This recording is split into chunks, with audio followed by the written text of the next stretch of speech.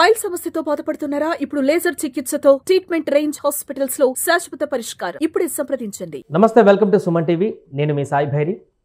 Global star Ram Charan upcoming సినిమాకి సంబంధించినటువంటి update నిన్న విడుదలైంది.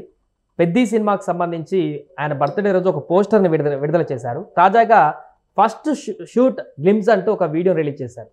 ఆ విడుదలైనటువంటి ఆ వీడియో తర్వాత ఒక్కసారిగా మామూలు హైప్ రాలేదు. ఎందుకంటే అందులో ఒక క్రీడాకారుడుగా ఆయన చేసినటువంటి స్టంట్స్ కానీ, అందులో ఉన్నటువంటి ఎక్స్ప్రెషన్స్ కానీ అవన్నీ కూడా రామ్ చరణ్ని డిఫరెంట్గా చూపించినటువంటి పరిస్థితి కనిపించింది.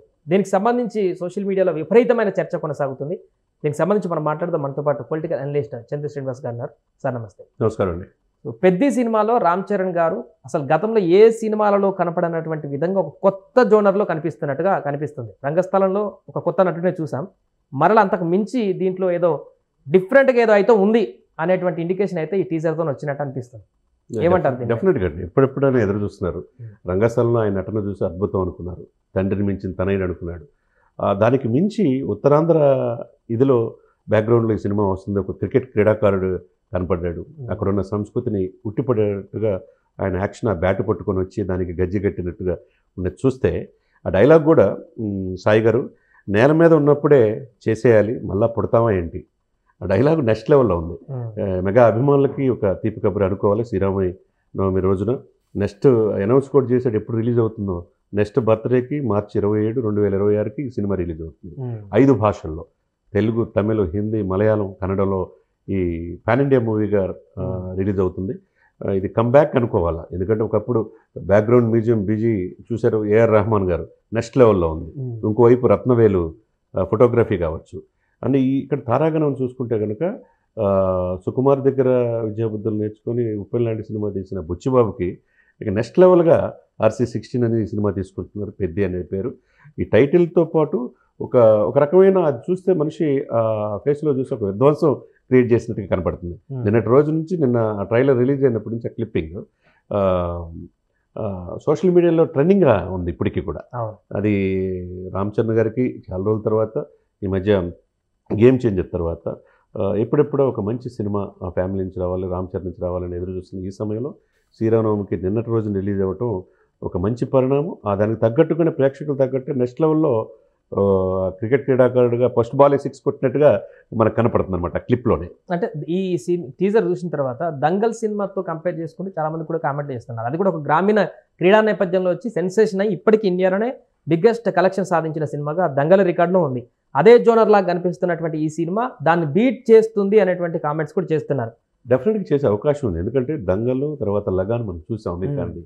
ఇవన్నీ చూస్తే బ్యాక్గ్రౌండ్లో ఏమీ సపోర్ట్ లేని ఇది నుంచి క్రీడాకారులు ఎలా తయారు చేయొచ్చు, దేశానికి ఎలా అందించవచ్చు అనేది మనం చూడగలిగాం. అది నెక్స్ట్ లెవెల్లో సినిమా కలెక్షన్స్ ఎవరు ఊహించిన విధంగా చేసింది.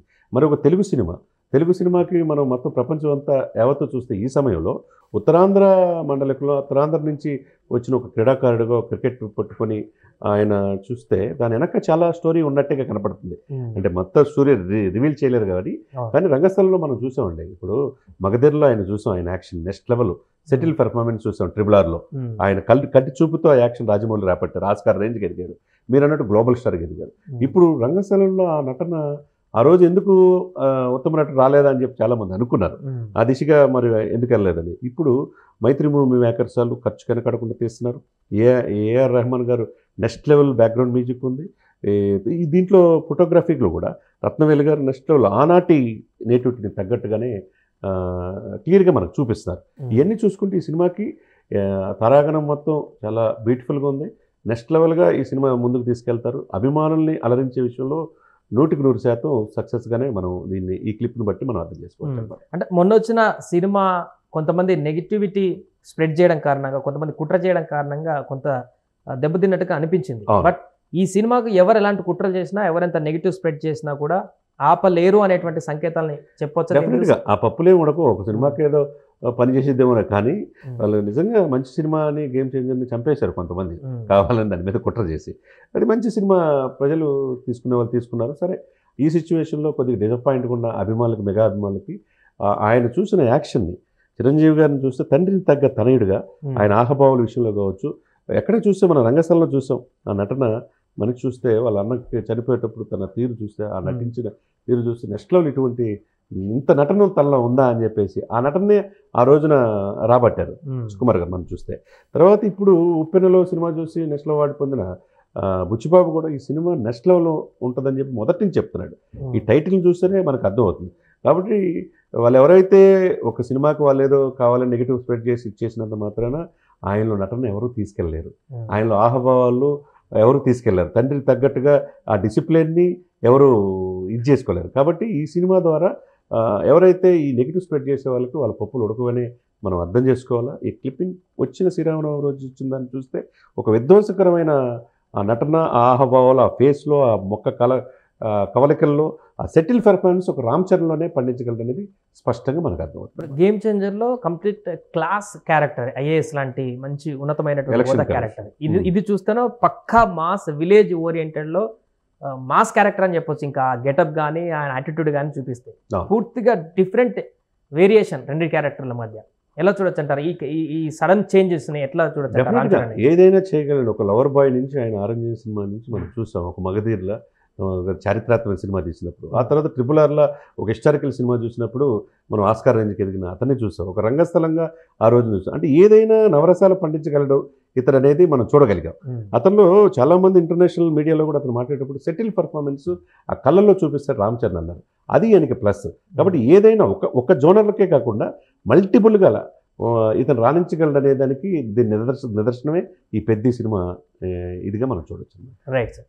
ఇది ప్రస్తుతం గ్లోబల్ స్టార్ రామ్ చరణ్ సినిమాకి సంబంధించి విడుదలైనటువంటి ఫస్ట్ షూట్ గ్లిమ్స్ ట్రెండింగ్గా మారింది. అందులో రామ్ చరణ్ గెటప్ కానీ, ఆ డైలాగ్స్ డెలివరీ కానీ, అందులో చూపిస్తున్నటువంటి విజువల్స్ కానీ అభిమానులకు కానీ మిగతా వాళ్ళందరూ కూడా కనువిందు చేస్తున్నాయి. పెద్ద సినిమాతోటి పాన్ ఇండియా వ్యాప్తంగా మరొక బీభత్సం సృష్టించేటువంటి అవకాశం రామ్ చరణ్ నుంచి చూడబోతున్నామంటూ కూడా కామెంట్స్ చేస్తున్నారు. చూడాలి, 2026 మార్చి 27 వరకు వెయిట్ చేస్తే ఆ సినిమా బయటకు వచ్చేటువంటి అవకాశం ఉంది. అప్పుడు ఎలాంటి విధ్వంసం కొనసాగుతుంది.